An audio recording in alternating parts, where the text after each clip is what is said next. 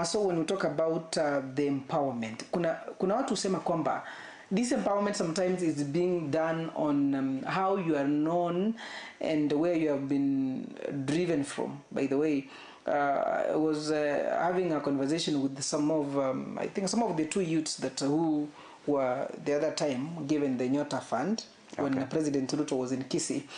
And out of around 3 of them, only one went to do a business. But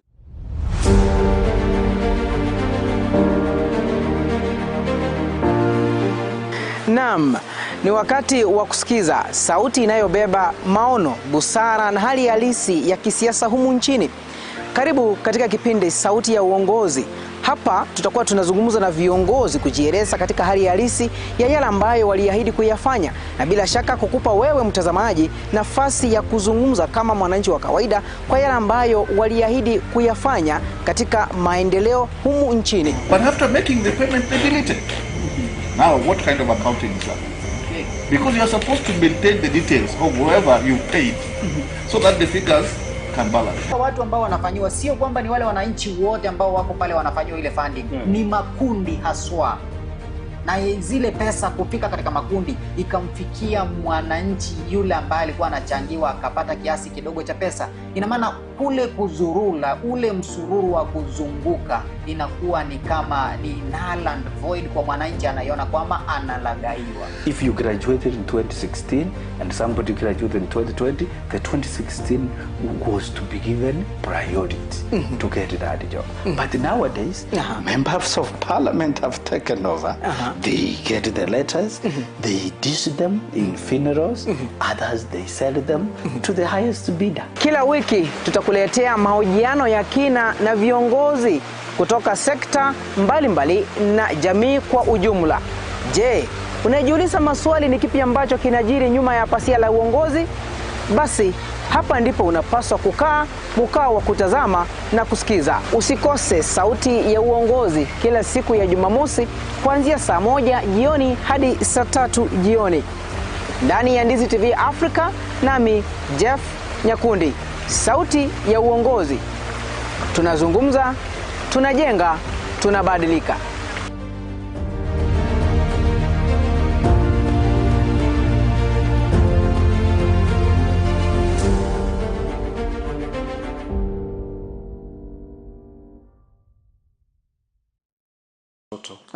Wameenda mashule, universities and colleges. Ndio maana hiyo jina senator wa school fees limekuja na limewadia.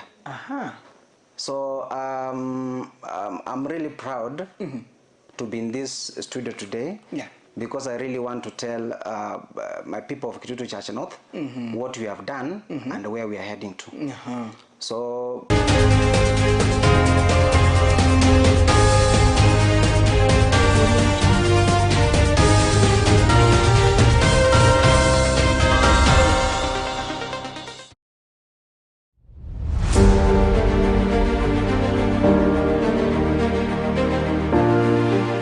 Naam, ni wakati wa kusikiza sauti inayobeba maono, busara na hali halisi ya kisiasa humu nchini. Karibu katika kipindi Sauti ya Uongozi. Hapa tutakuwa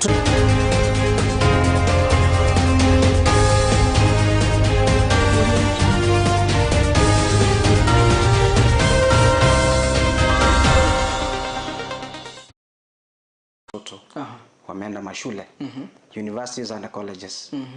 Ndio maana hiyo jina senator wa school fees limekuja na limewadia. So I'm really proud to be in this studio today because I really want to tell my people of Kitutu Church North what we have done and where we are heading to. So my work is to assist. I like philanthropy, I like politics, as well as I like sharing with people. So that is why I'm here today. And I really want to believe that whatever that we have given the community, it will one day show itself up to the people. Yeah. Na by the way, mbona ukaanza kuchangia watu school fees, na pale mpaka jina hilo ukawa nalo kwamba ni senator wa school fees? Unajua Wanasema kwamba mwezi ambao tuko na tukaribu kumaliza, Yes. wiki iliyopita ilikuwa tarehe 14, ilikuwa Yes. ni Valentine's Day. Yeah. Na wadada wetu wengi utapata pale amesave, huyu ni wa rent, huyu ni wa nywele, huyu ni wa kucha, huyu ni wa school fees. Mbona ukaamua kufanya vile ambavyo unafanya na hadi ukapata jina hili senator wa school fees? Jeff, it's a long story. One, I've come from a very humble background. I'm an orphan. So if briefly I can give you my history as far as education is concerned, it's a story to tell. I went through a lot, and I knew, or rather I came to realize that education is the only equalizer. Without education, I could not be here where I am today.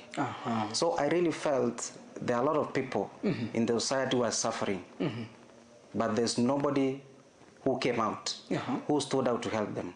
So I felt that the only way we can lift others in the community is by assisting them through having funded drives, WhatsApp funded drives, as well as community fund drives, so that we raise money and we take them to school. Wow.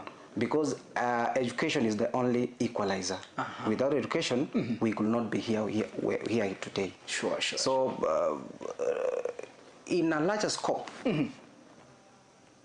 this is something that started 8 years ago. Yeah. But I want to tell you the kind of steps we have taken. We are going to help as many as possible. And I want to tell you for free that a community that is enlightened, a community that has education, a community that has elites, that community can grow. That community can prosper. Sure. That community will produce professionals. So I really felt that is the right time for me to come up with this idea of helping our youths so that they can go to universities and colleges, and in one way we shall have eradicated poverty in our society. Yeah. Okay. Yeah. Sasa nafahamu kwamba, ama nadhani kwamba mpenzi mtazamaji ambaye unafuatilia pale nyumbani, umekuwa na picha kamili nani tunaye studioni, anatoka wapi na mbona haitwe senator wa school fees. Na pale ambapo vile ambavyo nimetaja awali kwamba yeye anatarajiwa kuwa senator wa county 045, county ambayo ni ya Kisii. Na mheshimiwa, tunapoanza mazungumzo yetu haya pamoja kwa moja, tuangalie the state of the nation. Ukiangalia vile ambavyo mambo yako mheshimiwa, Yes. kwa sentensi moja hivi unaweza taja kwamba Kenya iko katika hali gani leo hii? Tukiangalia political hits ambazo ziko hapa na pale, mvuta ni kuvuta, ODM tumeona yale ambayo yanaendelea. Utataja kwamba Kenya iko katika hali gani kwa sasa? Honestly, Jeff, this is politics. And I want to believe Kenya is gaining momentum. We are soon going to have a new Kenya. But this we can only come if people will come together and unite. The kind of leadership we are expecting today, it is something that started a long time ago. But the GNZ, they are proving a point. And honestly, it is high time that they need to be listened to. Whatever that happened some 3 months down the line, it's a clear indication that the government, or rather Kenya, is shaping to a new direction. The youthful leadership is coming to place. So I really want to believe what is happening today, it is not something that has started today. It is something that is started some years back. It is now reciprocating today, and we are seeing it today.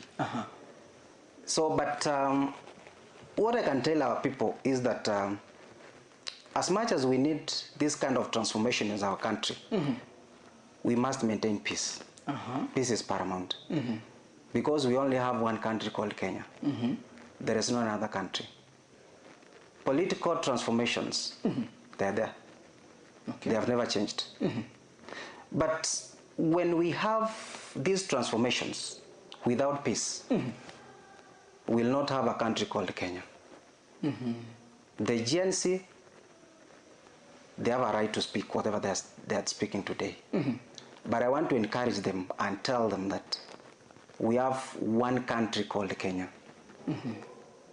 We are nearing to elections. What I pray for a peaceful country, a peaceful election. New leadership is coming, but I'm praying for a peaceful country. All right. Yes. There's something you have mentioned about we can only achieve this if we are united. Does it mean that the country as it is now is disunited, or there's no unity? These are political transformations, Jeff. Yes. Parties are regrouping themselves. The united opposition is grouping themselves. The Kenya Kwanza government is also firm on their stand politically. So these are things that have happened before. Yeah. But finally, we'll have a winner.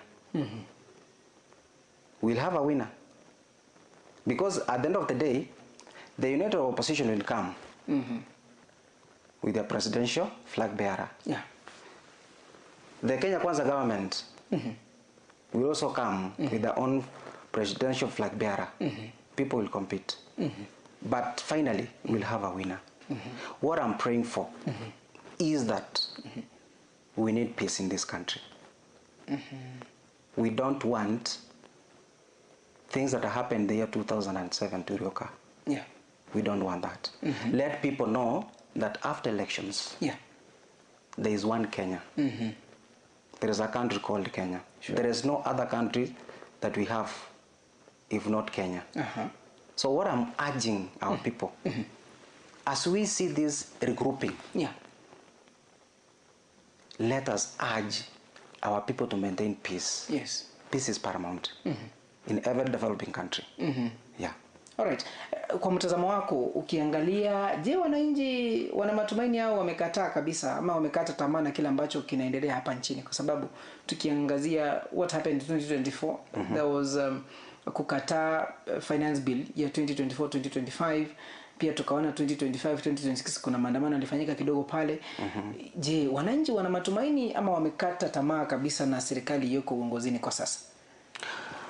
Jeff, you know what is happening is that politics is about perception. How do you perceive things? Yeah.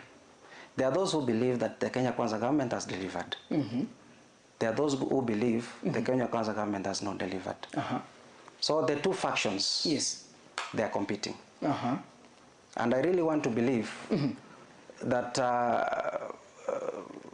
those who perceive that the government has worked, they are with the government. Those who don't believe that the government has not worked, they are not there.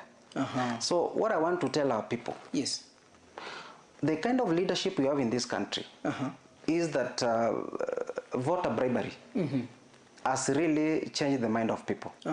And the people have made wrong choices when it comes to voting. They have chosen wrong people. And that is why we normally have ups and downs when it comes to service delivery to our people.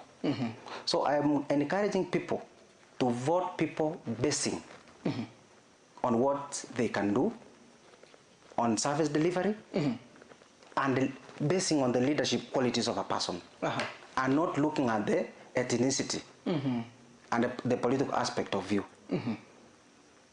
So the question that you really asked is a good one. But I want to believe it is 50-50. Not all people believe that the government has not worked. There are those who believe the government has worked. There are those who believe the government has not worked. So it is a 50-50 situation. But if we need transformation in this country, we need to elect honest, transparent, and accountable leadership. Without it, then it will be like a cycle. We shall be recycling leaders. Right? Yeah. And from what you have mentioned, it means that maybe if you are given a tally, or if you were to give a mark out of 10%, serikali imefanikiwa ama serikali ya sasa imefanikiwa kwa kiwango kipi kile? Given that you are giving a mark out 10% out of 10%. Out of 10%. Yes. To me, you know, you cannot say that the government has not worked. the government has done work. Looking at the agenda that the Kenya Kwanza government had, Yes. they have tried to perform. And that's a reality. Looking at the medical insurance cover. The Social Health Authority, SHA. Yes, the SHA thing. Initially it had challenges. Yes. But when you look at it right now, at least there's a change.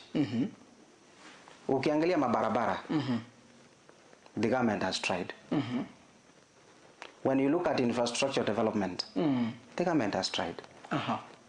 When you look at youth empowerment, the government has tried. But the only challenge here comes the perception. There are those who believe that the government has done nothing. How will you change them? It will be very difficult. Because they believe the government has not done what is expected. So my ratings out of 10, I'll give the government 6 out of 10. 6 out of 10. Yeah. Na ukiangalia ndio kuna kazi imefanyika, kuna mahali haijafanyika. Ni kweli. Mwaso, when we talk about the empowerment, kuna watu husema kwamba this empowerment sometimes is being done on how you are known and where you have been driven from. By the way, I was having a conversation with some of I think some of the two youths that who were the other time given the Nyota Fund when President Ruto was in Kisii, and out of around 3 of them, only one went to do a business, but the hao wengine kuna vile ambavyo waliskonda hizo pesa. It was not niambia sasa pesa ni za serikali na pesa ni zetu na serikali ni sisi, so wameamua kivingine. Do you think in empowering young people is there kuna mafunzo ambayo yanapeanwa pale so that they understand exactly what they are going to do with the money? Because honestly kuna wengi walipata pesa hizo ndio na hawakuzitumia katika biashara. If that time ungepita town ungepata kijana piga mtindi hapo ako sawa kabisa na kuambia yeye amepata pesa ya Prezo, and that is it. And remember, after a while maybe you'll be requested to return. It's a loan that you have been given to help you start the business. So you might be requested, ni kama tumeenda benki ukachukua loan unataka kufanya kitu fulani, then you will just refund the money.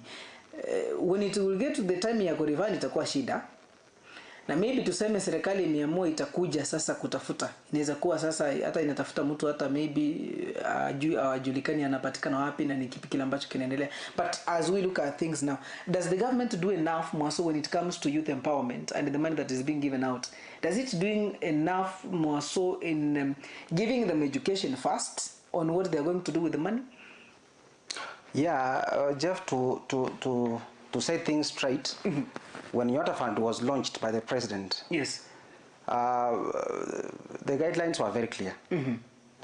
There are those who qualified, and they went for training. They were trained on business ideas and on how to use that money. So I really want to believe the youths who qualified and who got those money, they could have used that money effectively. Because at one point, Jeff, I want to believe you are a grown-up. Yes. Right? So if you're given money, for example, to start a business, and you go and squander, maybe by drinking and kupiga sherehe, whom do you blame? Of course, maybe I will be blamed because I didn't plan myself well on how I'm going to use the money. But that's why I said the government, the youths were trained. They went for training. They were told on how to use the money.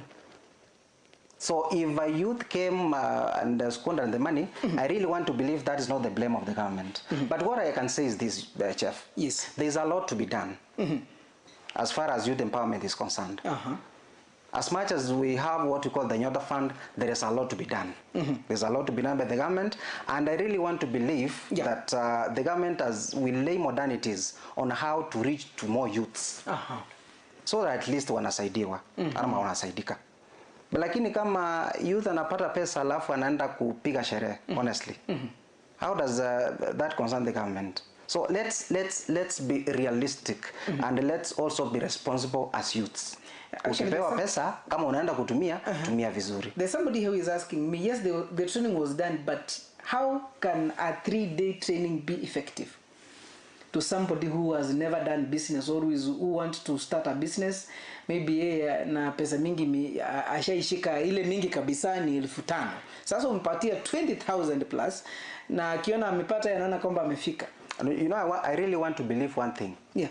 Wakati when they were applying for the Nyota program, there were 3 categories. Yeah. Hao watu walikuwa wana apply. Kulikuwa na business support, alafu kulikuwa na vitengo vingine kwenda chini. Yes. So those who qualified for the business support, hao ndio walichukuliwa training. Are we together? Yeah. Sasa inamaanisha kama walichukuliwa training, I really want to believe hata kama mtu amepewa pesa. Yes. Umechukuliwa training ya siku 4 ama wiki moja. Mtu ambaye ako na akili, I'm very sure mtu huyo anaweza tumia pesa vizuri. Alright. Honestly.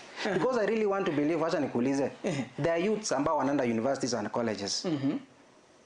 Wanapewa help. Si ndio? Kuna mtu anachukua wale youths ambao anaenda kuwa train jinsi ya kutumia help. No. See, they just manage themselves. But they and another thing that happens, this money inakuja, there is a certain percentage that goes directly to school. There is a certain percentage that comes to them more so for the upkeep. Sasa hiyo upkeep ndio tunasema. Hiyo ni mtu anakuja kukuambia nunua hiki na hiki na hiki. You plan yourself. Kama tuseme youth amepewa do, alafu yeye anaenda kupiga sherehe. Sasa hiyo shida ni ya nani? Alafu anaanza kupigia mzazi simu atitumia pesa. So what we are saying, let's have responsible youths. Wenye kama wamepewa pesa kama ni biashara, anaingia anafanya biashara. So it's all about responsibility, accountability, and being honest to yourself. Yeah.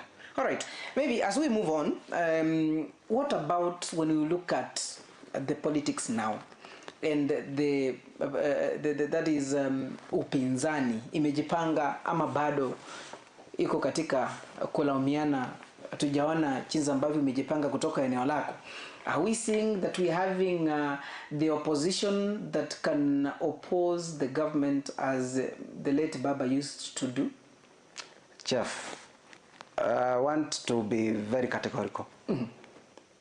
The former late Prime Minister, Raila Odinga, was a politician and a leader of his own kind. Yeah.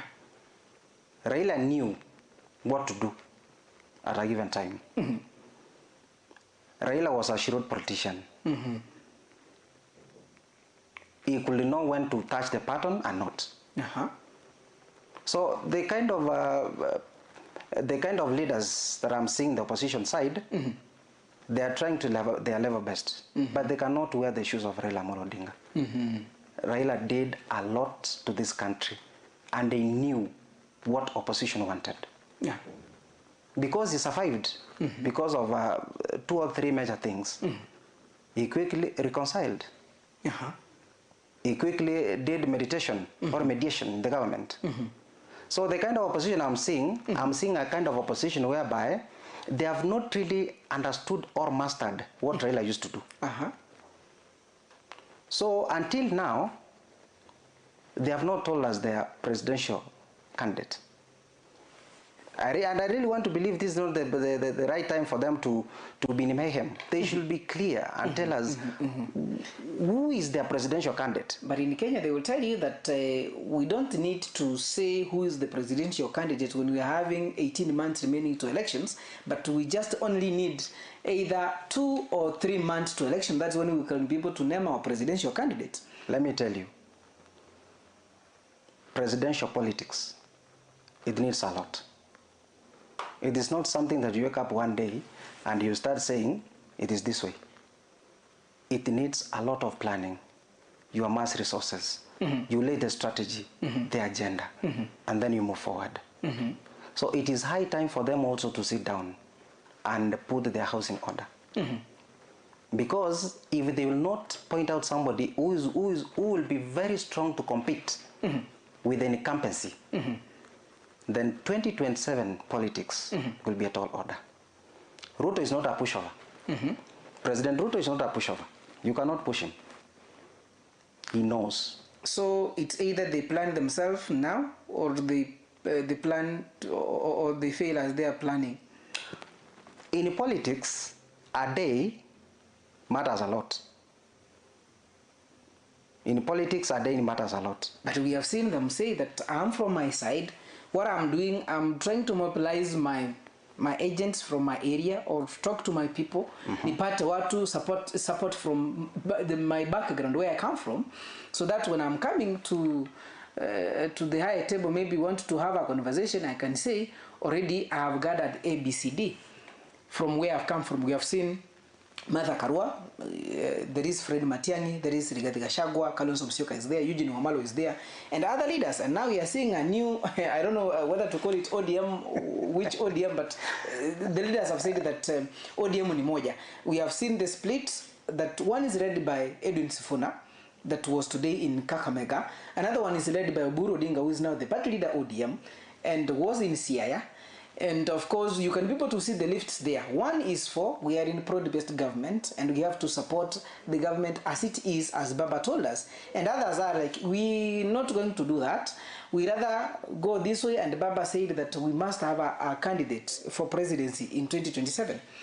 So, which, because I don't know, sometimes even mwananchi wa kawaida anashindwa kujua who are in opposition now. Is it the Sifuna group?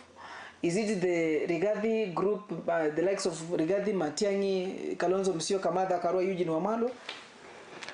And that's what I'm saying. When you look at opposition, they have not aligned themselves properly. Because you can see a lot of facts in opposition. We have the Amonyoro group, we have the Sifuna group, which is okay also. But again, they are taking too long. Let them organize themselves properly. Because at one point I want to believe that President William Ruto, I've said and I want to repeat, is not a pushover. No. Ni mtu ambaye amejipanga sana kisiasa. Kwa hivyo ukiangalia hiyo position baada hawajipanga vizuri. Sasa wakisema kwa mfano waseme Ruto ni one term. Hiyo ni agenda. Wamesema Ruto ni one term. Hiyo ni agenda. Is that an agenda? Maybe to them it is an agenda, because that is what they are having. How is one term helping the common mwananchi? Because maybe they have seen the president has done nothing for them to see whether he serves another term. Now what are the possible solutions to the problems? Are they telling the common mwananchi? Let's be realistic. We want politics that can help this country. Let them organize themselves if they want to compete favorably. And that's the truth. Let's not hide. Let's not bury our heads on the sand and we say things are right. Let's organize themselves properly and they compete favorably. All right. And by the way, for information, I'm seeing a scenario, the opposition might be having a very serious challenge. Do you know why? Who will accept, which criteria are they going to use so that they can pick their presidential candidate? By the way. Which criteria are they going to use? Because when you look at Kalonzo, Kalonzo might stand and say, I've been long in politics. I've stood for the deputy president for so many occasions. So I'm the right candidate. Our son of the soil, Matiang'i, will say, I'm a performer. So I really want to believe I'm the best. Wamanyoro will say, I've done politics for quite some time. I'm the best. Sifuna will say, I'm a youthful leader from the followings. I really want to believe I'm the best. So it will be a tall order, even for them to have that presidential candidate, flag bearer.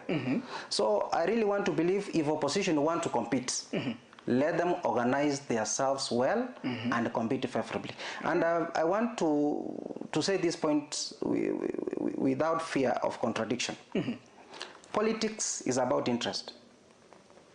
Politics and interest is inseparable. I agree with you in that. Politics is about interest.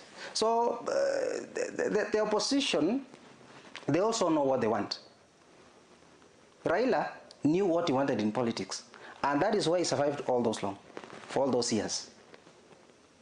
So even the united opposition, they know what they want. What I want to caution people is that mantra, that idea that people have developed, that immediately after elections, we have to go to the streets, we have to fight. That is, I think that is barbaric. That is something that is archaic. Because why do I tell you so? People vote, they go home. A winner is announced, immediately people go to the streets. People go there, they die, they lose lives. Then the so-called leaders, they come and regroup themselves. Wanashikana, alafu wanaunda viti. Hiyo story inaisha. Sasa nani anaumia? And this was my question. I was almost cutting you short. Okay. Is there possibility that some of the opposition chiefs or opposition leaders we have seen, the likes of Wamalwa, Wamnyoro, that is Rigathi Gachagua, Fred Matiang'i, Martha Karua, and even the likes of Edwin Sifuna, is there any possibility that they might be joining forces, or they might be joining forces with the current government? In any case, you know, Kenya, we have been seeing these things happening up to the last minute, 2 months to elections or 3 months to elections. Somebody says that now I think I should be in this other side. Of course, we have mentioned that politics is all about interest. That is very correct. Where I feel that my interest is catered for, I rather get there. I rather read there before the maybe mlango ufungwe nipate kwamba hata nishaingia nimepewa kitu tu nimeketi mahali hivi. Is there a possibility that the current opposition leaders we are seeing, they might be joining the government of the day? In politics, anything can happen. If the opposition are seeing that we might not win, for example, let's say, if they see, because there's a possibility, then they see their interest is to join the government. At the end of the day, they'll get something. Then they'll quickly regroup. Who knew that the late former prime minister will work with Ruto? Who knew? Nobody knew. So in politics, it's about interest. Hawa wanasiasa wakosani, watashikana na watafanya kazi pamoja. At the end of the day, they know what they want. It is high time I want to tell our youths and our people that let them not be used by politicians.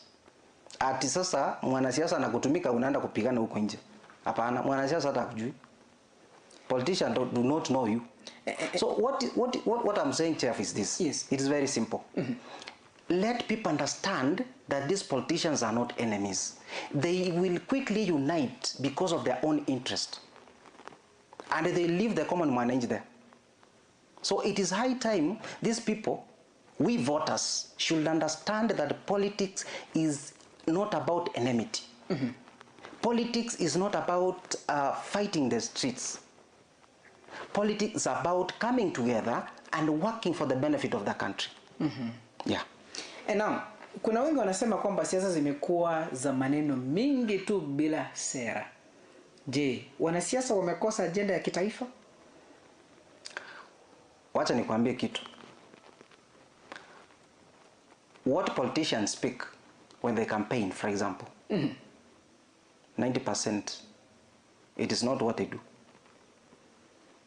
It is not what they do. Very few fulfill what they do. The only challenge that voters have, for example, they only think that what politicians tell them during political campaigns is what will be fulfilled. That is a language to lure voters to vote. Very few fulfill their promises. So, our people, it is high time to realize that there's a difference between leadership, or leaders, and politicians. A politician will come and speak very fluently. Will do everything to get the votes. But once he has gotten the seat, you will see him more after 5 years. But a leader will get that seat, will come and implement what he told you. So it is high time our voters to realize that there's a difference between leadership and politics. So if these voters want to have service delivery, let them choose leaders and not politicians. If they will choose politicians, then they have a long way to go. And I want to tell our voters are the biggest challenge to some level. Politicians come, they give them 200 shillings, 500, they vote.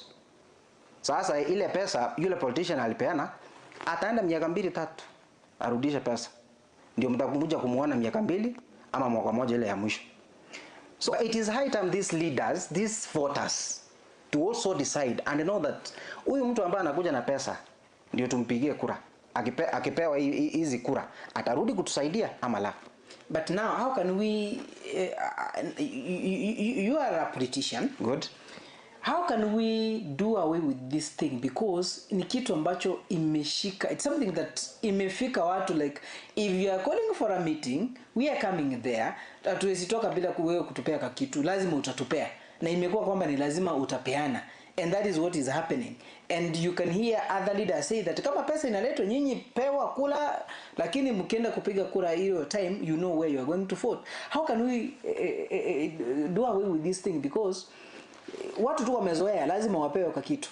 Mimi Jeff, acha nikuambie kitu kimoja. Mimi najua shida ya Kenya. The problem is poverty. And I really want to believe capitalism is another challenge that we have. You know, there is that old thinking that used to be there, that if a leader wants to lead, the followers or the voters wanafanya wanakuwa very poor.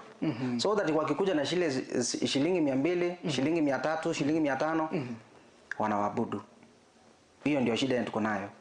And I really want to believe that if we have a very good education system, a very good governance where there's no corruption, where there's no nepotism, then ukipata wanafunzi labda wamesoma wameenda university and colleges, wakitoka pale ni kupata kazi, wanaingia kazi wanafanya. And that is what is happening in the most of these developed countries. Opportunities are many. There's no corruption.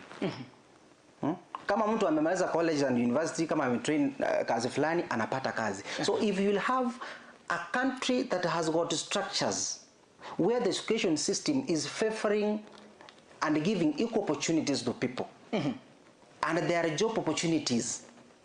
Are we together? Yes. So you find at the end of the day, mtu akimaliza shule anapata kazi.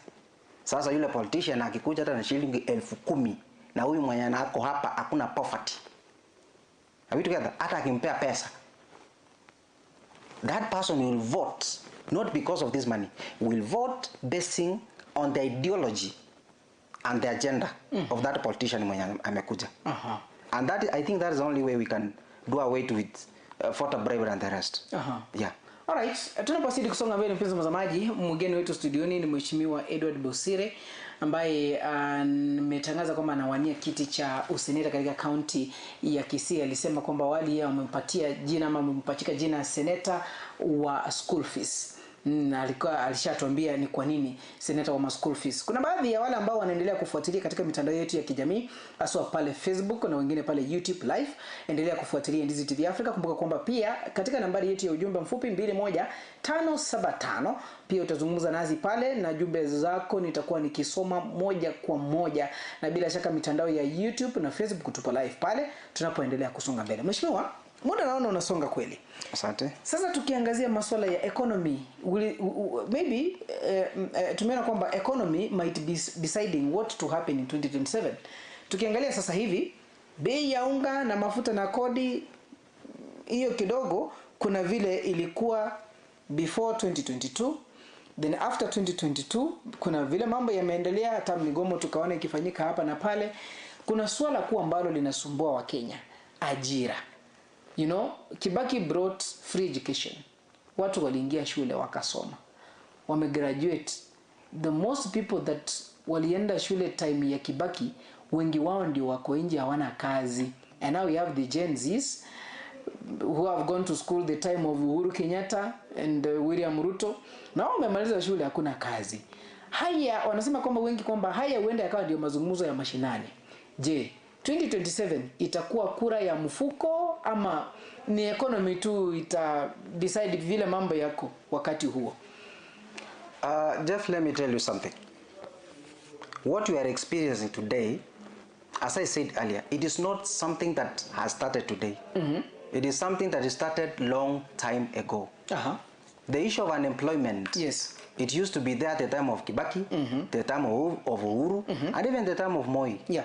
So it is not something that is started today. So what I'm saying is that the only problem that we have as a country, we have an education system that does not offer job opportunities. You know what is happening, Jeff? Let me tell you something. If we could have had an education system whereby a learner goes to school, yeah, and he or she identifies a problem right from the start. Where is the problem in the community? The problem in the community is, for example, poverty. Yeah.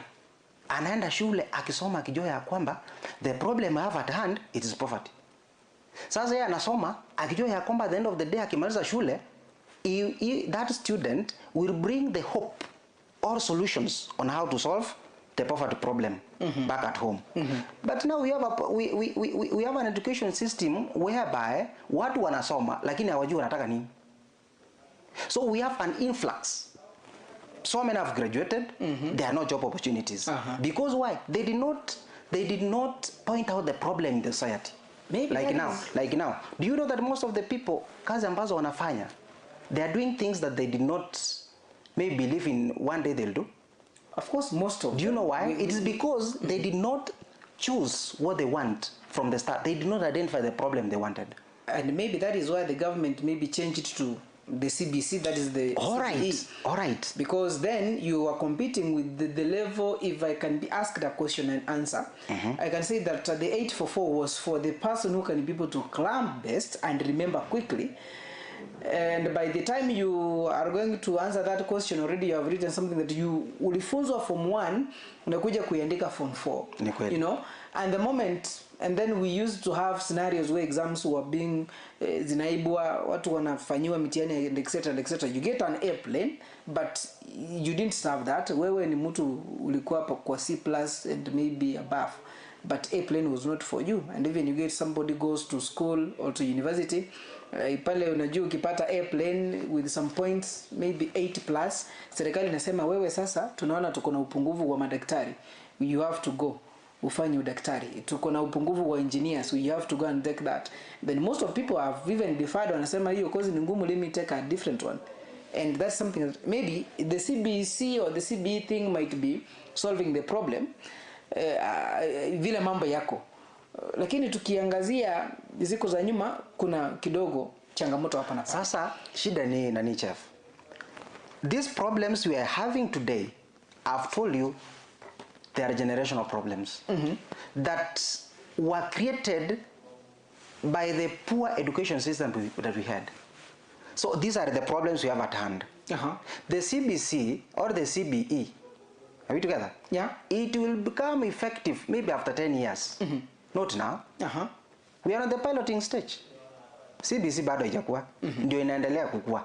Sasa vijana wako hapa nje na wajapata kazi. Mimi nilikuwa nataka kuambia vijana kitu kimoja. Yes. Number 1. Kama umemaliza shule, jitume. You must devote yourself. You must go out there and hustle. And the question comes, Jeff, ngoja kidogo. I'm going out there to hustle. Hiyo kazi hakuna, naenda kufanya nini? Ndio nataka nikuambia kitu. Sasa. Tuambiane ukweli. The only challenge that youths have, wao wanajua kumaliza shule kazi iko. Who told them kuna kazi? Kitu ni hiki. Kila mtu ajitume. Let education change the mindset of people. Wajue ya kwamba nikimaliza shule si lazima nipate kazi. What is important? Let education change the thinking models of these youths. Wakitoka university or colleges, they can do something that is alternative. Kitu ambayo inaweza wasaidia, labda wakingoja hiyo kazi. You cannot finish from school, you come and sit at home. Ati unangoja kazi, honestly. So there are a lot of skills out here. Mtu anaweza kuwa anafanya and then anapata pesa kidogo kidogo kwa mfano, because as things stand, because okay, let me tell you something, Jeff, that is also bring a lot of chaos. Corruption that is experienced in our country called Kenya is bring a lot of problems, by the way. And because of corruption, that is why most of the youths they graduate.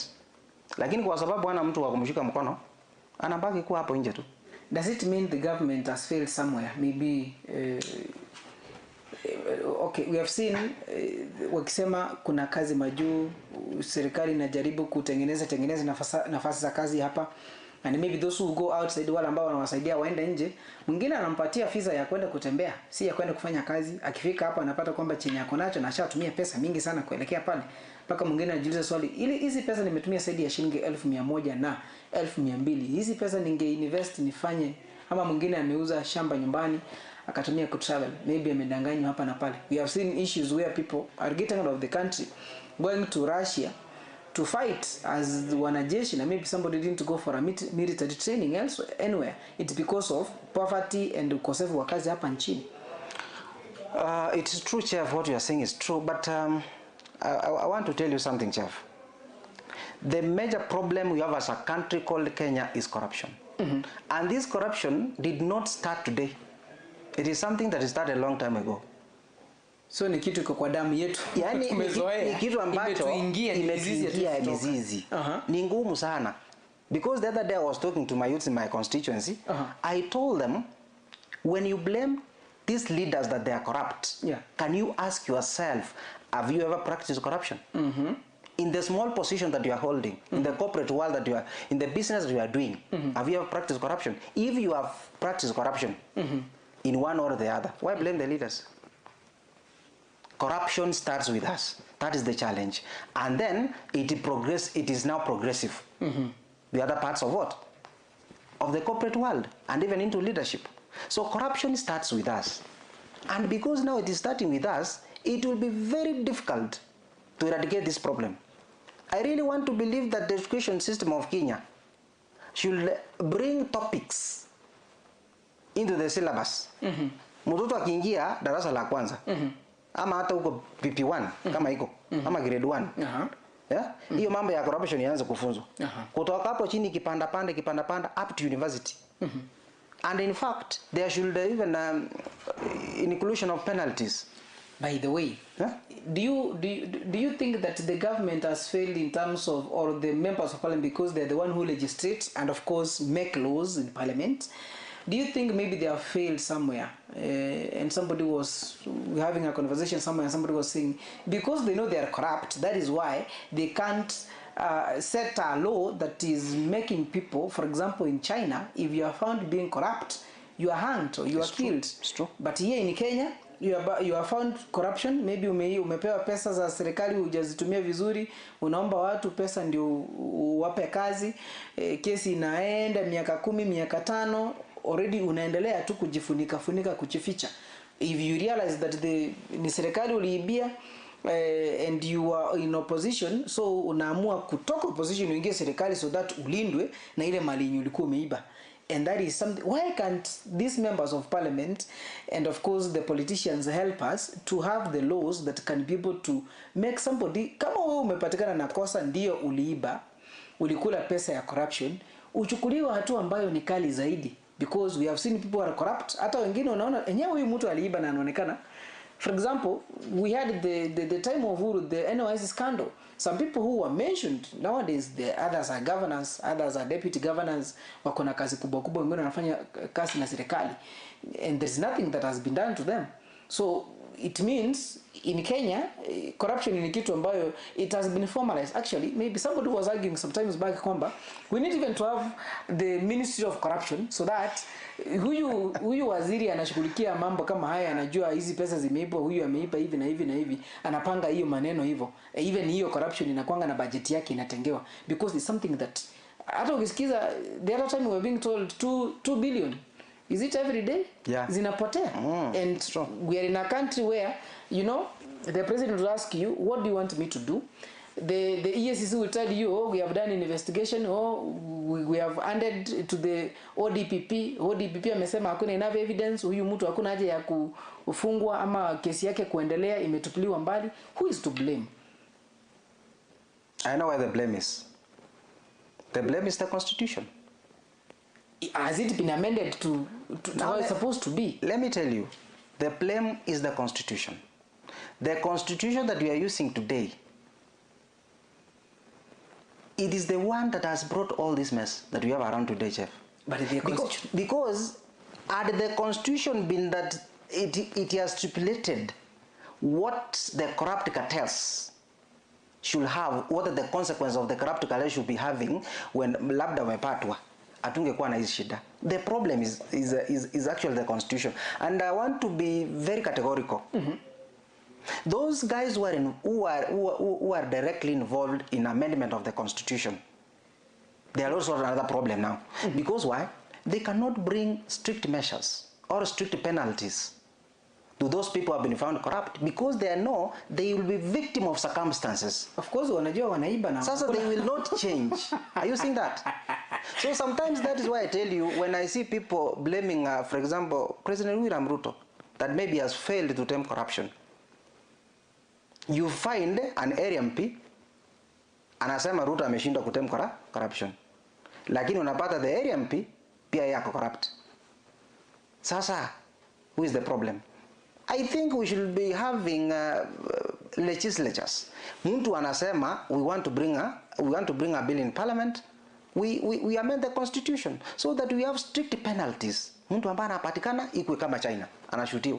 Sio mambo ya kuenda koti alafu mtu anapigwa faini, anarudi, anatafuta lawyers. At the end of the day, kama alikuwa ameiba 10 million, atumia 5 million ya mambo ya case, 5 million anaweka kwa bank.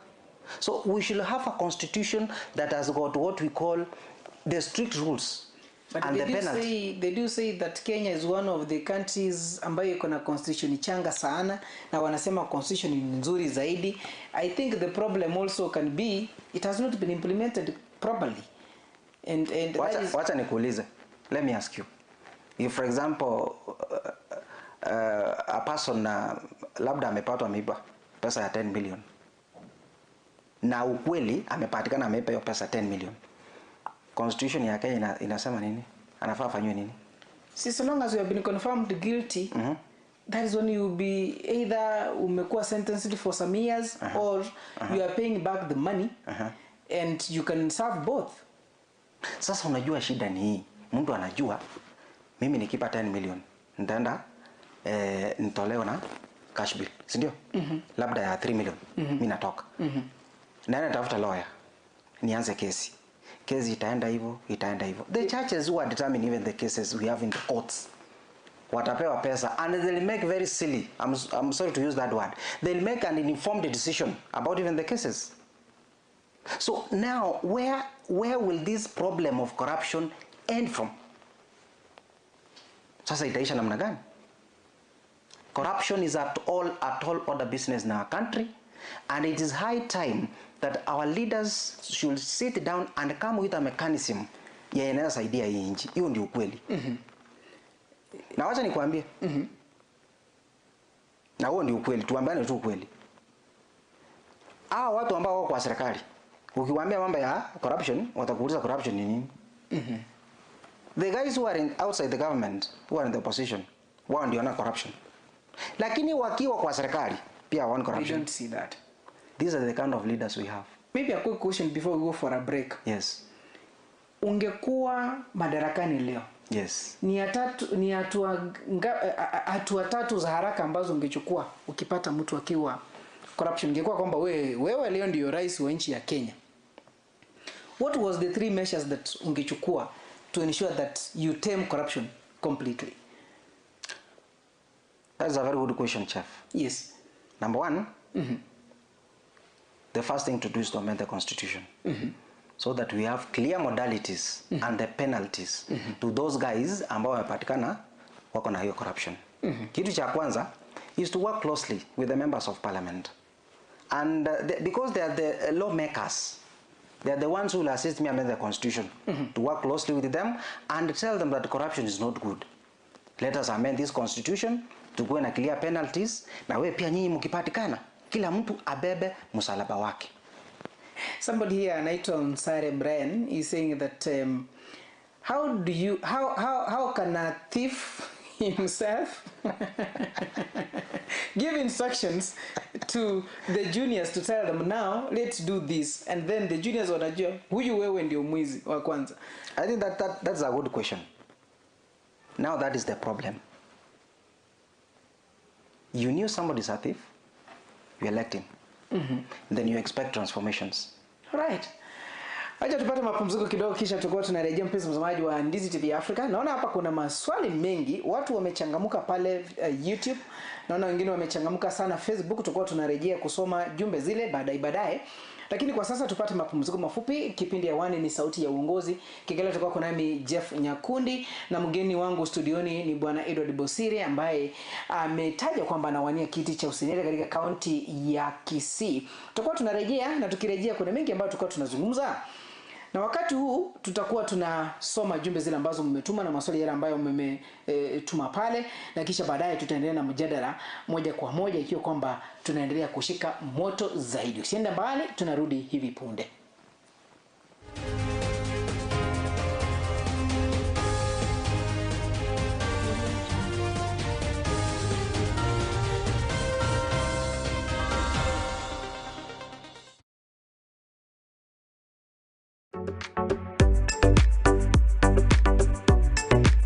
Je, wewe ni mmiliki wa aina ya gari aina ya Alto, Probox, Harrier, V8 na Lexus? Jipatie brake pads kwa bei nafuu hivi sasa. Vilevile oil filters kwa gari aina ya Toyota na vilevile Subaru. Ili upokee popote ulipo, piga simu kupitia nambari 0739318606. Mteja mpendwa, ni wakati sasa wa kujinyakulia aina ya flash disk kuanzia 8GB, 16GB na vilevile 32GB. Vilevile earphones, wireless headsets, unajipatia wireless microphones tofauti kwa bei nafuu. Yale ambayo unafaa kuyafanya hivi sasa ni kwamba unapiga simu kupitia nambari 0739318606. Yote unayapata kwa bei nafuu popote ulipo.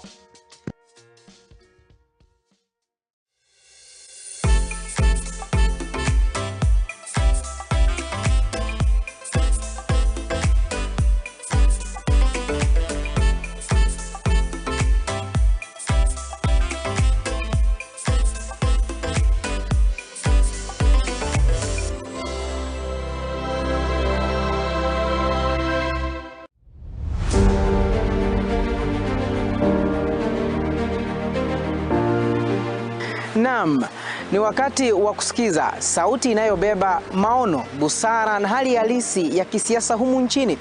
Karibu katika kipindi Sauti ya Uongozi. Hapa tutakuwa tunazungumza na viongozi kujieleza katika hali halisi ya yale ambayo waliahidi kuyafanya, na bila shaka kukupa wewe mtazamaji nafasi ya kuzungumza kama mwananchi wa kawaida kwa yale ambayo waliahidi kuyafanya katika maendeleo humu nchini. But after making the payment, they delete it. Now, what kind of accounting is that? Because you are supposed to maintain the details of whoever you paid so that the figures can balance. Watu ambao wanafanyiwa sio kwamba ni wale wananchi wote ambao wako pale wanafanyiwa ile funding. Ni makundi haswa. Na zile pesa kufika katika makundi ikamfikia mwananchi yule ambaye alikuwa anachangiwa akapata kiasi kidogo cha pesa. Ina maana kule kuzurula, ule msururu wa kuzunguka inakuwa ni kama ni null and void kwa mwananchi, anaiona kwamba analagaiwa. If you graduated in 2016 and somebody graduated in 2020, the 2016 was to be given priority to get that job. But nowadays, members of parliament have taken over. They get the letters, they dish them in funerals, others they sell them to the highest bidder. Kila wiki tutakuletea mahojiano ya kina na viongozi kutoka sekta mbalimbali na jamii kwa ujumla. Je, unajiuliza maswali ni kipi ambacho kinajiri nyuma ya pasia la uongozi? Basi hapa ndipo unapaswa kukaa mkao wa kutazama na kusikiza. Usikose Sauti ya Uongozi kila siku ya Jumamosi kuanzia saa 1 jioni hadi saa 3 jioni ndani ya Ndizi TV Africa, nami Jeff Nyakundi. Sauti ya Uongozi. Tunazungumza, tunajenga, tunabadilika.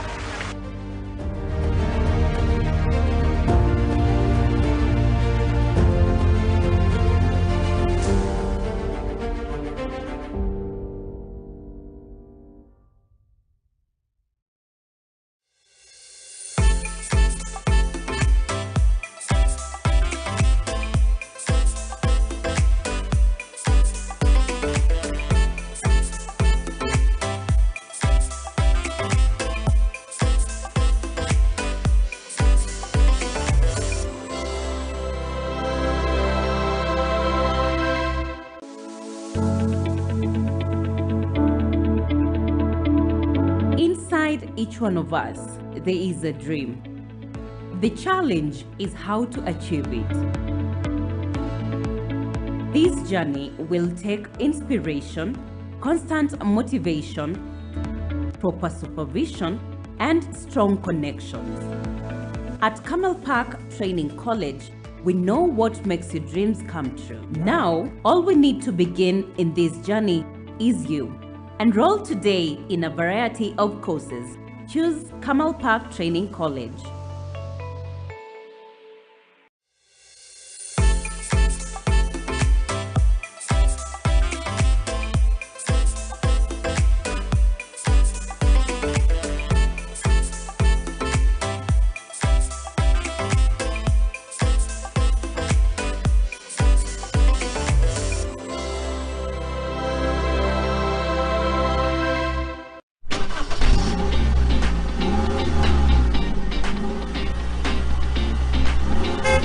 Steer your future in the right direction. Safe driving starts here. Camel Park Driving School, now ready to quench your driving thirst. We offer NTSA certified driving lessons for upgrading, beginners, and refreshers. Our team of qualified instructors deliver content for the following classes: A1, A2, B1, B2, C, C1 and C2, D1 and the rest. We train learners with modern vehicles which fit the evolving digital world. Why choose Camel Park Driving School? We are situated within a serene environment which offers a humble space of study. Our classes are fitted with advanced materials which supports learning. Other benefits are flexible class schedule, pocket-friendly fees, proper theory and practical guide, annual operation and additional computer packages training. Spend less, learn more, drive forever. Apply now. For more information, call us on or SMS us on 0755 386 594 or 0753 915 354, or you can email us on camelcollege@gmail.com, or also you can visit our offices at Kiogoro, which is 5 kilometers from Kisii town along Kisii-Kilgoris Road. Camel Park Driving School, shaping dreams on the wheels.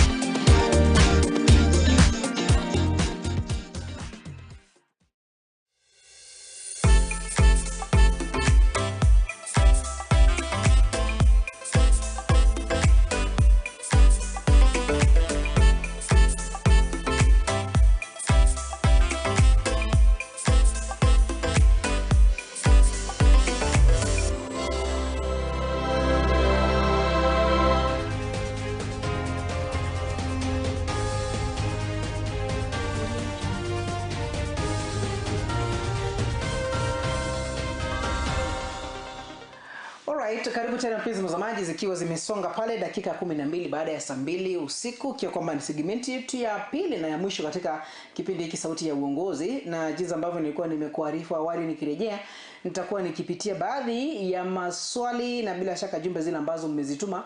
Naona pale Facebook na YouTube kumewaka moto kweli kweli, na nitakuwa nikisoma moja baada ya nyingine pale ili tupate kujua ni kipi kile ambacho mmezungumza na yale maswali ambayo mmeyauliza.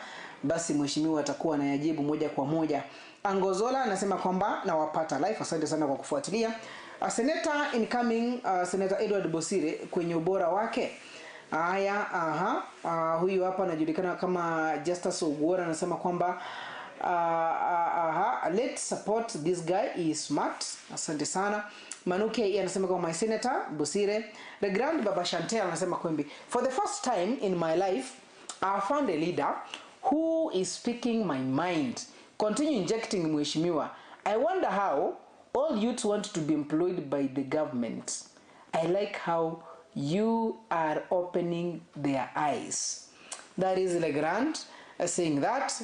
And of course, getting back to YouTube, I can be able to see here from Nyacheki, anasema kwamba anaitwa Justus Ogwora, niko live from Nyacheki town, watching live. I know him. Welcome kiongozi, asonge mbele, senator wa school fees.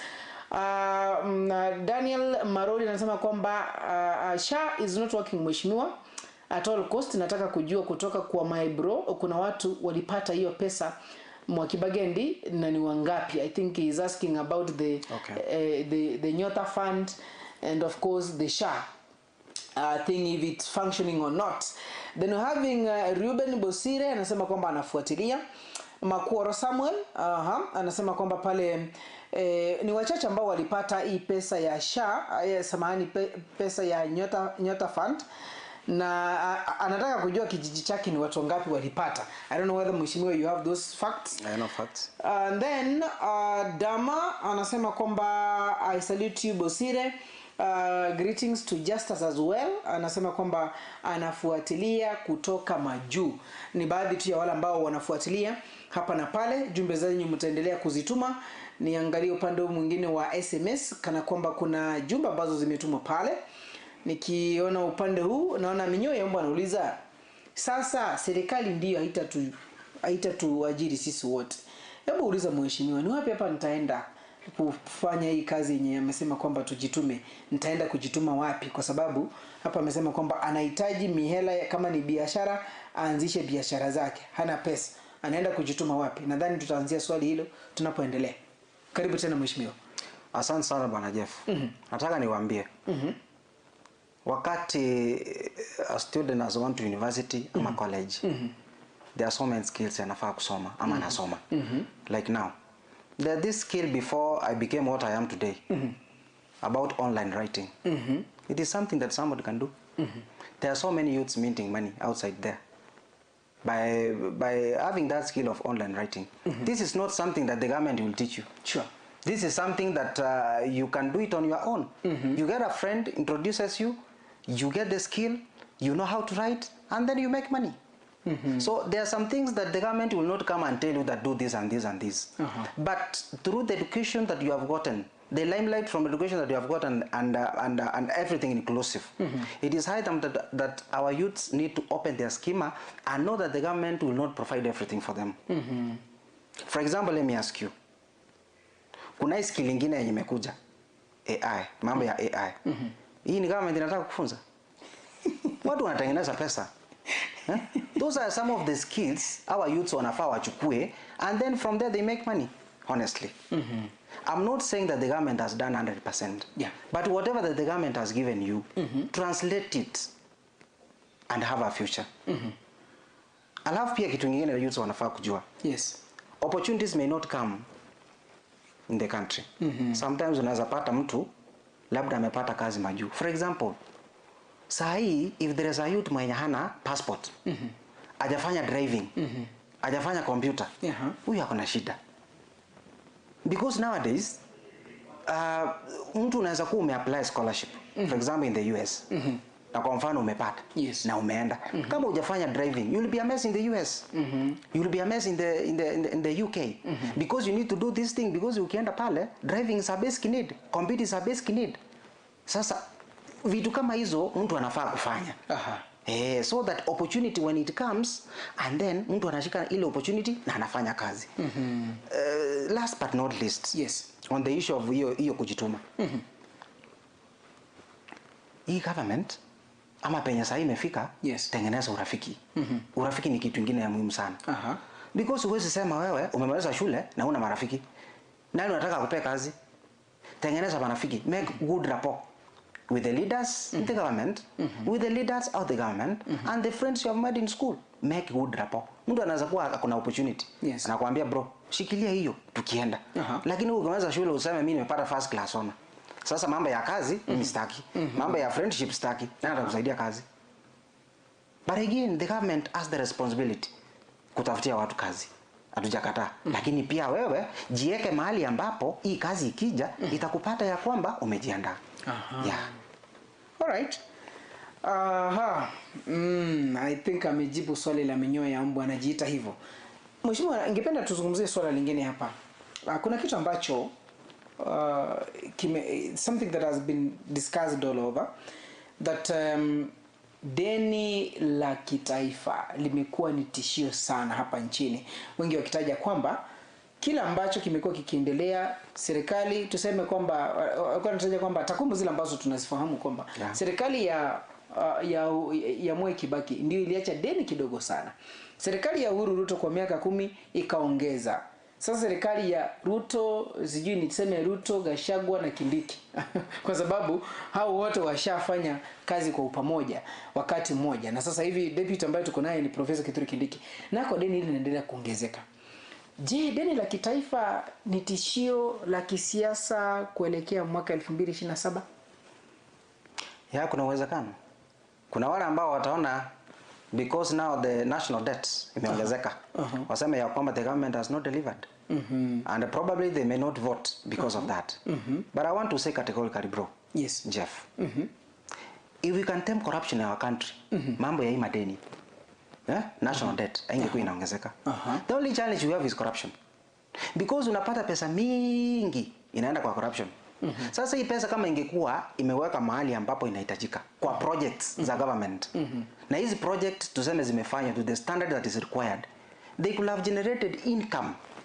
Na hiyo pesa inatumika mahali kuzuri, inakuwa savings.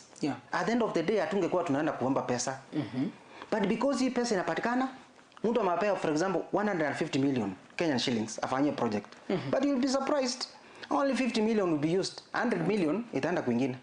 So at the end of the day unapata there is what we call substandard project ambayo imefanywa. Labda hiyo project ingefanywa to the maximum, ingegenerate pesa ya labda ingetumika kuleta revenue to the government. So the essence point ni kwamba corruption ndio imeleta hii shida yote unaona. Hii national debt ambayo inaendelea kuongezeka. So if the government will come up with a mechanism ifunge mambo ya corruption, hatungekuwa na hii shida. And this corruption is not basically to the president. It is cutting across the board. Kutoka juu pako pale chini penye tuko. Hiyo ndio shida sasa. And talking about the way things are being done, tunaona in sense it's something that we have seen happening. It can be a member of parliament is doing a road. Let me just use an example. I don't know whether that's something that has been done there. Let's use for example, you are from the junction Marani towards Nyakoe, you know, najua ile barabara inaendelea kujengwa, inawekwa lami. Imeisha already. Hai mweshi Jafet Nyakundi. Tutarudi hapo but sawa sawa. Let's say from that there's a tea factory that is iko Marani pale inaitwa Sombogo Tea Factory. Kuna hiyo barabara inaanzia hapo kwa junction tu hapo. All the way itokelezee Kegogi huko. I know. Iende pale juu. Itoke hivyo, itoke Kegogi pale. Yes. Tuseme ile barabara imekewa bilioni 2, you know? Ikiwekwa bilioni 2 hiyo barabara imeisha, kila kitu, signage zimewekwa, everything is done. Then you realize whoever who's been given the contract, the person amempea contract bado anataka some percentage. It's something that we have seen happening in the country. Anataka some percentage. Na akitaka some percentage, kama kwa 2 billion alikuwa anataka maybe 10% of that, already your pesa imepungua. It means ile kazi itafanywa to the standard ambayo inahitajika. If it was mahali wana lima palapara, maybe from where you are seated to where I am, inafaa kuchukua 50 bags of cement, atakuwa anaweka nusu kwa sababu pesa nyingine kuna mahali amerudisha. Ndiposa afanye hii kazi, anasema acha tu nitumie kidogo kidogo hata niweke nimalize. Hata sometimes kuna areas zingine utaenda upate barabara ilijengwa ikaisha both ends, lakini kuna daraja ilikuwa hapo katikati, na maybe upate hapo kulikuanga na mawe kubwa, you know, then they will never do the bridge itakuwa inabaki tu unatembea barabara mzuri, ukifika kwa bridge imeachwa tu, imechakaa, ile yenye iliwekwa pale tu ya kupita tu hiyo time ndio inatumika hadi kwa sasa. It means somebody somewhere was given this tender to do, alianza kazi vizuri, lakini kuna pesa ambazo ziliingia kwa mfuko ya mtu, and which is very wrong, and that is something that needs to be checked on, ndio tujue kwamba kama umepatiwa pesa ni kitu imekuwa ni usoevu. Ni mimi nimepeana, mtu mwingine anakuambia hii imetoka kwa ofisi ya president, ni iko na bilioni, maybe tuseme bilioni 35 kazi ya kufanya, unaambiwa bilioni 5 kwanza unarudisha kwa ofisi ya rais. Unashindwa, kama project ametupea tufanyie mwananchi wa kawaida, why again should I give a kickback ya bilioni 5, imebaki 30 billion? Haya, mbunge na yeye ataomba area MCA ataomba. Utapata chief na yeye anataka, hata mzee wa nyumba 10 hapa atasema hata mimi nataka. You know, at the end of it utapata kazi yenye imefanywa hapo ni kazi yenye haitoshi zile pesa ambazo zilikuwa zimepeanwa. That is why you saw, tuliona hapa kuna cancer center hapa inajengwa hapa Kisii. Imekuwa ikiendelea ikafika rais akakuja hapo mpaka akapeana warning. Unajua rais amezungumza, unafaa kuogopa rais amesema, na bado it was stalled. Until tumesikia tena they have changed the contractor. We don't know currently, of course tumeona imetoka juu, hatujui kama itaendelea with that time that ilikuwa imewekwa itamalizika. Tunaona kwamba project zinawekwa tu, hizi pesa zinakuwa skuna. What should it be done so that katabia kama hii, kama kiongozi wewe najua ukipata nafasi ukiwa senator wa Kisii you will be checking on what the governor is doing and the money ambayo anaitumia namna gani. And we are having issues last week, but one you saw the governors and the senators having issues like we are not going to the accounts the public accounts committee because nimetumia pesa vibaya, na magavana wanasema tumeambiwa tukienda hapa lazima tutoe hongo kidogo, tupe maseneta fulani ndio maswali yasiende kukua magumu, hiyo kesi yetu itupiliwe ikanyagiliwe chini kidogo. We saw an impeachment in Nyamira. It's being said that there was money that was given out in Senate for the governor to get back, even they were not listened to what they were claiming about ijafanyika. Na ukienda kwa ground utapata Kisii County there is a mess, Nyamira County is a mess, Migori County there is a mess. Pesa za mwananchi ambazo zinapeanwa hazitumiki vile ambavyo zinapaswa kutumika. Who is to blame? Is it the common mwananchi? Is it the national government? Is it the county government? Or it ni hao viongozi ambao wanazingira hili eneo wako katika hizo viti? You know, sometimes Wakenya wanaonekana tu ni wabumbavu, wajui chenye wanafanya. Kazi yao tu tuimbe hapa 1 term 2 term, tupewe shilingi 50, tuende tupige kura, wengine tukule tu. Nikipewa yangu nienda hapo nigonge chupa 2 3, niimbe 1 term, niimbe 2 term, nikienda hapo hiyo imeisha. Nimepewa 50 bob, nikapiga kura mahali kwa mtu mwenye hata nisaidia, na nitateseka for 5 years. Nitateseka, sina barabara nzuri, madawa hakuna hospitali. Nikitaka usaidizi kwa huyu mbunge ama MCA nikimtafuta sitampata, nikienda kwake ataona kama nimekuja tu ni njaa imenileta, atanipatia unga kilo moja. Hii kilo moja sitakula siku 2, hata hiyo siku moja haitatosha bibi na watoto na mimi tukule. You know, sometimes tukifikiria what is happening and what is currently going on na elections tunaelekea, there is a lot of questions that we need to ask ourselves. It is true. Who is to blame now in the scenario like umepatiwa tenda alafu unasema unaitisha kickback? Who is to blame here? Jeff, that's a brilliant question, but I want to tell you one thing. In politics we call it political triangle matrix. Political triangle matrix. This is something that has emaciated or started from the voter. How? The voter was bribed. The voter made a wrong decision.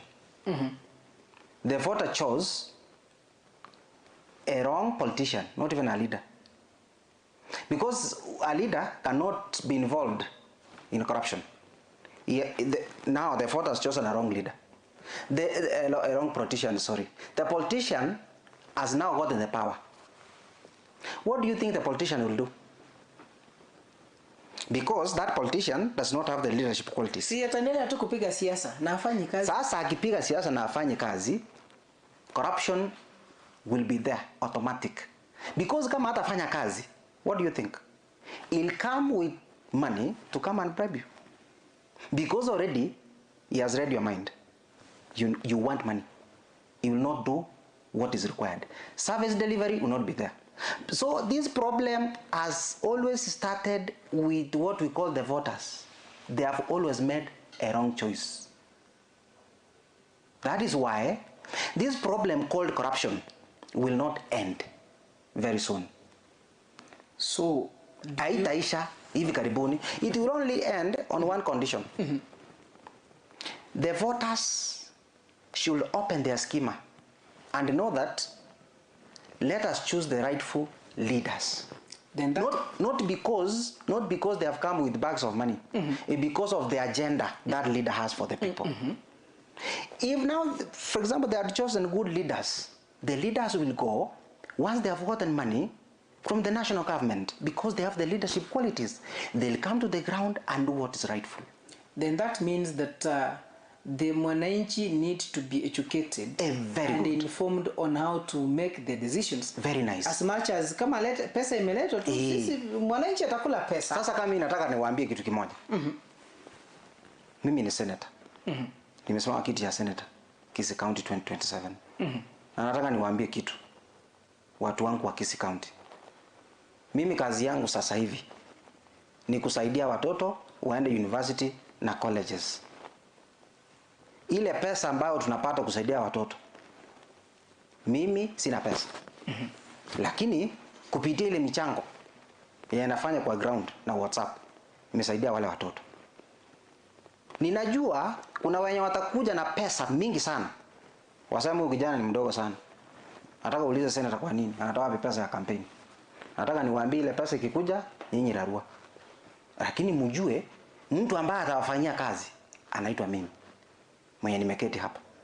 Hata kama sitakuwa na pesa ile mingi sana ya kufanya voter bribery, because that is part of politics, munipigie kura. I'll bring the change that you require. But again, if you make a wrong decision, you vote, a person will come with money. Huyo ataenda na pesa zenyu hamtaziona, hazitatumika vizuri. Ataenda pale afanye 1 2 3 things, alafu anarudi tena akuja kuwapea pesa. Sasa shida ni yenu nyinyi voters. Voters, open your schema. Know that it is right time to vote people, not basing on ethnicity, not basing on what we call how much money a person has, but basing on the qualities of a leader, qualities of an outstanding leader. What is this person able to do even if he doesn't have money? Like now, let me tell you from where I come from. Sometimes when I find those mamas, wananiambia, Edward, wewe ni kijana ambaye hata sijui tuseme nini. Kama sio wewe, mtoto wangu angekuwa shule. Yule mama mimi namwambia, si kwa uwezo wetu, ni kwa sababu ni uwezo wa Mungu. Kwa hivyo ndio tunasema tunataka viongozi ambao wanaweza fanya kazi. Viongozi ambao hawana mambo ya corruption. Viongozi ambao si kukuja na pesa kubribe watu. So it is the voters to make right decisions. If the voters will not make right decisions, the kind of problems that you have today, Mr. Chef, yes, they will cry for the next 10 years. Because they will choose people basing on money. These people will go, hawatarudi kuwafanyia kazi, watarudi for the last 2 years to general election, to bribe them again to be voted in. Sasa hiyo shida itaendelea kama these voters will not wake up and do what is right. But now the biggest challenge, politics of Kenya. It is an hilarious game. The voters will always leave a person mwenye ako na agenda mzuri. Watapigia mtu mwenye ana agenda kwa sababu ya pesa. Right. Sasa na hiyo shida itaendelea hivyo. Lakini nataka kuambia mimi kama senator, I'll bring the transformations that we require. All right. Yes. Let's move on to another thing let's talk about now, the Gen Z and the youth wave that we have experienced it in 2024. Yes. That maandamano ambayo yalifanyika pale, and even is part of 2025. And now when we look at the Gen Z, wameonyesha nguvu mitandaoni na mitaani. You know, we have seen the attacks on social media and of course the attacks on the maandamano ambayo yanafanywa. I think there was a case that one guy who had alikuwa ametusi rais katika mitandao, kesi yake iliisha last week actually, and of course there was no enough evidence to show that this guy alitusi hivi na mwenye alikuwa amemshtaki hakuwa mahakamani ajibu swali. And now the guy has gone back to sue Safaricom to compensate him with 200 million because they tarnished his name. Wametanish jina yake na waliruhusu mitandao yao itumike kupekua, lakini hawakupata enough evidence. Now when we look at the 2027 general elections, inaweza kuwa ni uchaguzi wa vijana dhidi ya wazee wa Kongo ambao miaka imesonga kidogo. Allow me go back kidogo because I want to answer that question, but nitarudi nyuma kidogo. I want to tell our youths that there is this problem called digital dementia. It's really killing our youths. Yani our youths wanatumia mitandao vibaya. Na huo ndio ukweli. Jeff, wacha tuambiane ukweli. You know, when you wake up in the morning unaweka bundles, unaanza kutusi mtu online. Wewe sasa akili yako iko namna gani? Maybe I've been paid to do that. Let me tell you something. That is why I told you our youths must open their schema. Usitumike na mwanasiasa kutusi mwanasiasa wengine. Wewe tumia hiyo bundles kufanya skill online. Kufanya online writing, upate pesa badala ya kuamka asubuhi na kutusi mtu. Online dementia, it is something that is killing our youths. Wanatumia mitandao yao vibaya. And that is what is happening in our country. I want to encourage our youths. The so-called leaders who are selected, you'll never know. Anaweza kuwa anakusaidia. Ndio anaweza kuwa kuna shida zake, hujakataa. Lakini huyu youth ambao huyu leader ambao unatusi, siku moja utatafuta usaidizi wake, unamtusi. How are you going to face him? Do you know that the politicians do not hate each other? They don't. They play games here during the day, during the night. Wanaketi pamoja, they share job opportunities. Wewe unatumika, unaenda kutusi wengine mitandaoni.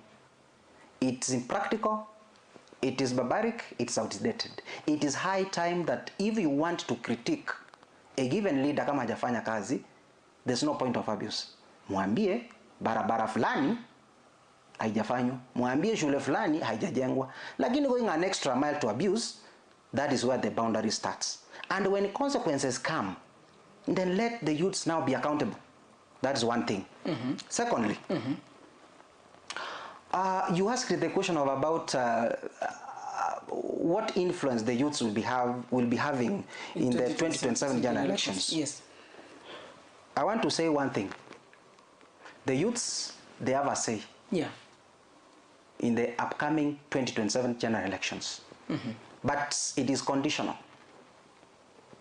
90% of the youths wenye wako social media hawana kura. Hiyo tuambiane ukweli, Jeff. About the facts about 2020 about, yes, I'm saying 90% of the youths wenye wako social media sahi hawajachukua kura. How can you substantiate that? I know. From where I come from, na wana mitandaoni, lakini hawajachukua kura. But I did an initiative. Kuna wale nilichukua mpaka the IB officers, nikamwambia bro, kama mnataka change, chukueni kura, wacha mchezo. So I want to encourage our youths. Hii kuandika mitandao si kura. There is a difference between voting and writing kwa social media. Wacha waenda wachukue vipande, wachukue kura kwa wingi. Number 2, waamuka asubuhi wapige kura. If they want a change. Si kusema ati we want a change without voting. And that is why you find, by the way, I've handled 3 or 4 election hizo kura ambazo zimepita. Nimekuwa kama PO somewhere and the rest. Niliona akina mama na akina baba ndio wanapiga kura. Wako kwa line very serious, lakini unapata youths wengine au kwa barabara wanasema tunapewa. Si pale tunangoja kwanza mheshimiwa kuja tupe 200. Wacha nikwambie Ndio tukuje kupiga kura. Some of the youths from my area, I'm sorry to say, ilifika 5. Ndio unapata youths more than 20 wanakuja kupiga kura na 5 imefungwa. Sasa unaona they have been locked up. Wamepiga kura. Lakini yule mama aliamka asubuhi akajua ya kwamba anapiga kura. Si atakuwa amepitisha mtu mwenye alikuwa anataka. So it is our time, our youths waenda wachukue kura kwa wingi, alafu they make informed decisions. Apart from kupiga kura, they make informed decisions on the leader they are about to choose. Yes. And another question that comes there. Yes. Are some of the political parties ready to give the young people, these Gen Zs and young people, time or nafasi ya kugwania hata urais ama ugavana hata useneta? Are they, these parties, are they willing to give them a chance to do so? I want to believe this time around they will. Because if the parties respect democracy, they ought to do that. But of course, to some extent, it will reach a time, because you know, Jeff, this is Kenya. Somebody will come atakuja na pesa mingi sema, huyu mtoto sasa wewe una do. Hauwezi pewa ticket. Kaa kando kidogo. But I want to believe this. If the party primary nominations will be free and fair, I want to believe this time around, the youths have a chance. They have a chance. They will demonstrate their leadership. For example, let me tell you, Jeff, from where I come from, I want to take this opportunity to thank Honorable Japhet Nyakundi so much. is a youthful leader. Kitutu Chache North has been transformed into a level that nobody expected. Right from electricity, construction of roads, building of schools, giving out to bursaries and scholarships. In fact, I want to tell you, by yesterday,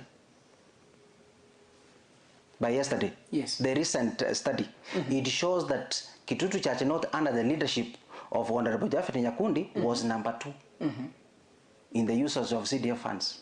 Number 2 in the whole country. You can see that. So he has done. So if he's a leader, yes, he is a youth and he has done. So it means even the youths who will come, if they are leaders, they'll also do what? They'll also work. Yeah. All right. Yeah. So we move on. Let's take a quick break of 1 minute, then we get back as we continue with their conversation here. It's 40 minutes past 8 p.m. here, and Sauti ya Uongozi inaendelea. We're taking a quick break of 1 minute, then we'll be back as we move on. And of course, I'll be checking if my director has some questions on the other side so that we can be able to display them. And of course, mheshimiwa atakuwa anajibu moja kwa moja baada. Tunarejea hivi punde.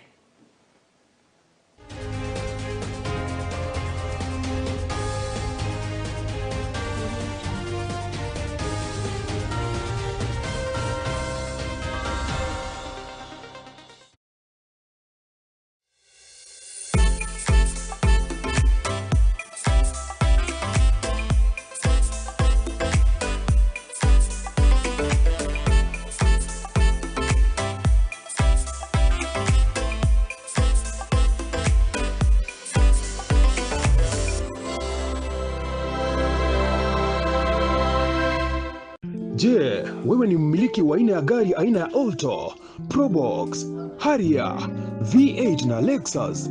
Jipatie brake pads kwa bei nafuu hivi sasa. Vilevile oil filters kwa gari aina ya Toyota na vilevile Subaru.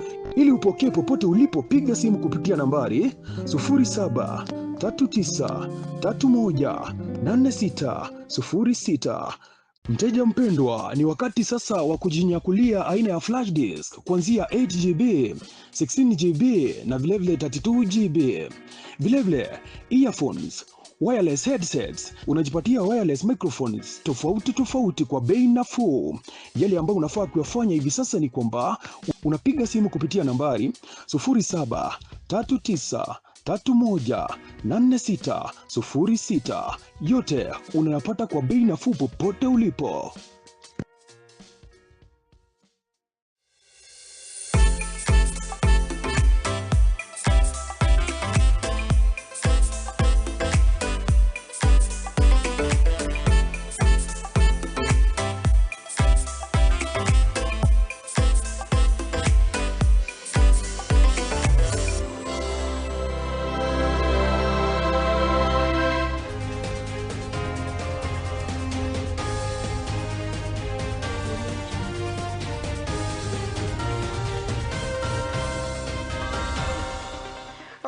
Karibu tena, tunapozidi kusonga mbele. Naona muda wetu unasonga kweli pale, na ikiwa kwamba karibu kufika tamati, ni kwamba kuna mengi ambayo yameendelea. Mheshimiwa, tunapoendelea sasa ni ile wakati tutaanza kuona power games and coalitions.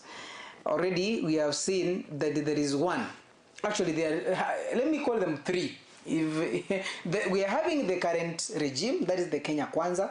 We are having the broad-based government. We are having the united opposition, and now we are having the two ODM splits. We have Linda Mwananchi na Linda Ground. Those are two. I don't know whether I call them coalitions. Now, ni ile wakati tumefahamu kwamba tunajua kwamba Kenya is a country that each and every electioneering period tunakuanga na miungano ambayo inafanyika pale. Je, 2027 tutashuhudia miungano mikubwa zaidi au migawanyiko mikubwa zaidi? Thank you, Chair, for that question. 2027 general elections, we expect a lot of political formations. Political parties are going to unite. They will unite if they are and form coalitions. If they are uniting and forming coalitions, will this be like ni siasa za ukabila ama ni siasa za kutiana nguvu, tuko na kiongozi kutoka eneo hili na eneo hili? Let me tell you, what has killed Kenya It is ethnicity. People vote because somebody is coming from a given tribe. That's what the challenge is. But again, political voting ethnicity, you cannot separate it from the voters. Unasikia mtu anasema mtu wetu. Of course. Nataka nipigie mtu wetu kura. Hata kama ni mbaya, atampigia kura. That is the challenge. I want to tell our people that this issue of political ethnicity imechangia sana kuchagua viongozi ambao si wazuri. It is high time that we open our schema and change the diversion. We must change our style of voting so that tupigie mtu kura labda ako na maono mazuri ya nchi na anaweza transform hii Kenya. Lakini tukipigia mtu kura kwa sababu anatoka sehemu letu, eneo letu, kabila letu, we will be electing leaders ama politicians who are not our type. So 2027 politics, it is something that is started long time ago. You have been having coalitions. It is normal. People want to regroup themselves, form coalitions, and compete. And finally, we'll have a winner. But I want to give a caution to our voters. Never should you be lied muende kwa streets. Yule ambaye atashinda, huyo ndio Mungu ameleta. Mukienda kwa streets, you will burn your own country, na bado mtarudi wale viongozi, the opposition, na wale ambao watakuwa wameshinda, they'll come together, they'll create positions. Like now hatuna prime minister. Prime minister atakuja hivi karibuni mwingine, position of the prime minister, and then Kenya will do what? Will move on. Na sisi voters tutabaki penye tulivyo. So it's politics is a game of the mind. The politicians are joking with the game of the mind. Let me tell you, these staunch politicians you see around today that they are saying, oh, we cannot work together. You don't know. Until 2 months or 1 month to election, that's the time you'll know where the Kenyan politics is headed to. Right now, people are preparing themselves. Coalitions will come and they will determine the outcome of the 2027 general elections. And then is there something that tunaweza jifunza from the chaguzi ambazo zishapita, tuseme 2022, 2017 and even 2013? Yes. Kitu cha kwanza. There is no enmity in politics. Politics is about interest. Number 2, politicians don't care about the voters. They work for their interest. When their interest is catered for, the voters, it is them to survive on their own. So it is high time the voters not to be used in a wrong way. Let them practice democracy and they respect other people's political opinions. That is the rule of law. And by the way, nataka pia niwakumbushe, hii siasa usiweke kwa roho. I want to reiterate. Nataka nikumbuke Senator Mandago. Mandago alisema something. Hii siasa usiweke kwa roho, weka kwa lungs, ukipumua inatoka. You will find these hard line stances politicians working together. Wewe jiulize kama voter, mwenye ulitumika kutusi hao wengine, utakuwa wapi? Wakati hao watu wawili wataketi pamoja, they will share contracts, they will share opportunities. As a youth, ask yourself, where will you be during that time? So I want to encourage our youths, wapige kura kwa amani, wachague viongozi vizuri. Hiyo ndio kitu ya maana. All right. Yes. I normally have a quick fire round or questions that may need a yes or no or a little bit explanation. I have 5 of them. All right. After them, then we will talk about vile umejipanga mwaka 2027. So tukianza kwamba utajibu kwa sentence moja. Mwaka 2027, matumaini yapo ama ni hatari?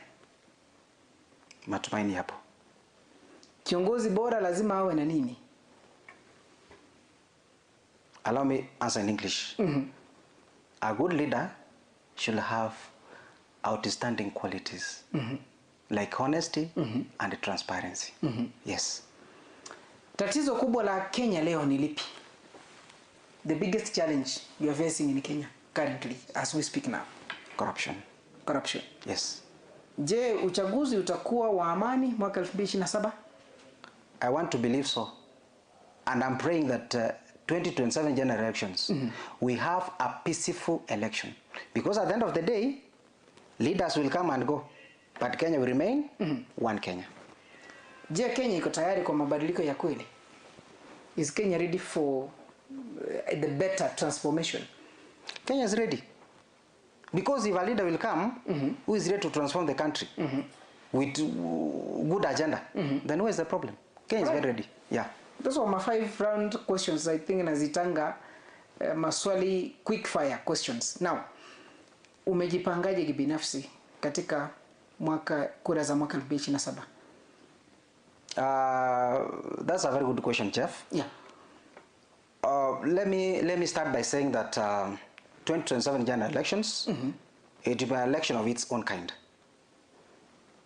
Youths, they have a say in the leadership of this country. It is time that we need a change. We need new leadership. We have seen leaders who are youthful.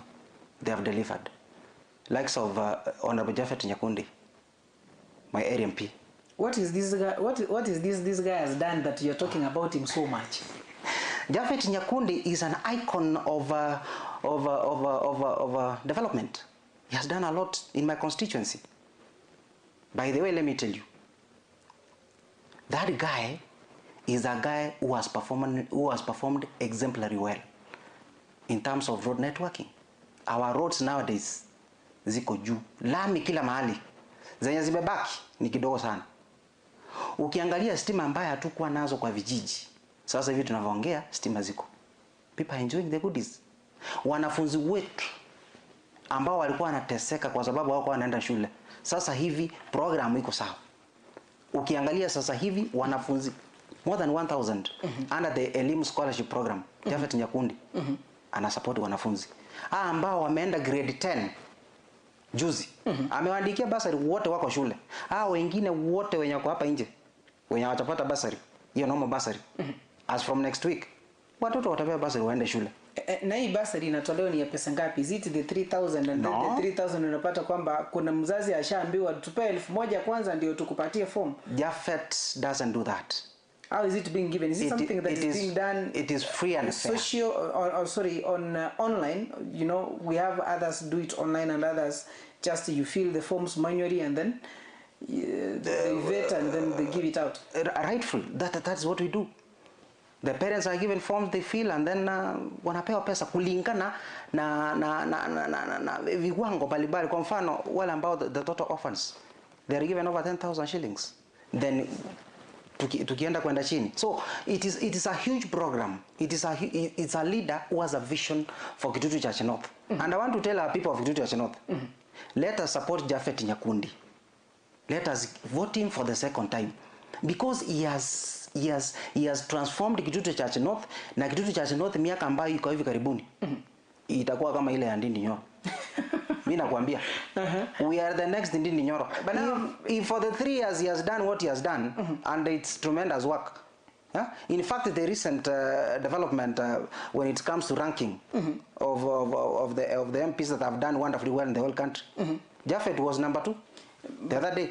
So it shows that he has done good work. But another question that comes, yes, of course, Ndindi Nyoro has done that for the time that he has been a member of parliament. Maybe I think ameenda kama tamu mbili. Ni kweli. And somebody asked a question. The same amount that Ndindi Nyoro receives as the NGCDF is the same amount that Japhet Nyakundi is receiving. As much as this is the first time yake kama member of parliament Kitutu Church North. Mbona hajafanya hivyo? Mbona hajaanza hivyo? Tuone the carpeted whatever institutions wanafunzi wanapata chakula shuleni. You know, in Ndindi Nyoro's constituency, wanafunzi shule ya serikali, that is a public school, iwe ni primary or secondary, they are paying 500 shillings as school fees. Nikwambie kitu, Rome was not built in a day. And Ndindi Nyoro, hata kama alikuwa anapata hiyo CDF, alikuwa chairman wa a very powerful committee. Umesahau? So that guy, as much as alikuwa anapata hii pesa, pia alikuwa anapata pesa nyingine because of that powerful committee.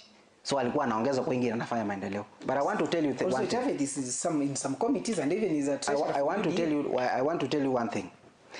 The kind of development you see in Kiaru constituency, it is something that has been done for the last more than 8 years. Japhet only has been in the government on that seat for only 3 years, but you have seen tremendous work. So I want to urge the people of Kitutu Chache North to vote him again come 2027 because he's a leader of vision. All right. Yeah. Our time is inaenda sana, tuko na dakika chini ya 2 tuweze kutamatisha. Maneno yako ya mwisho kwa Mkenya wa kawaida ambaye anakutazama pale, tumeongelea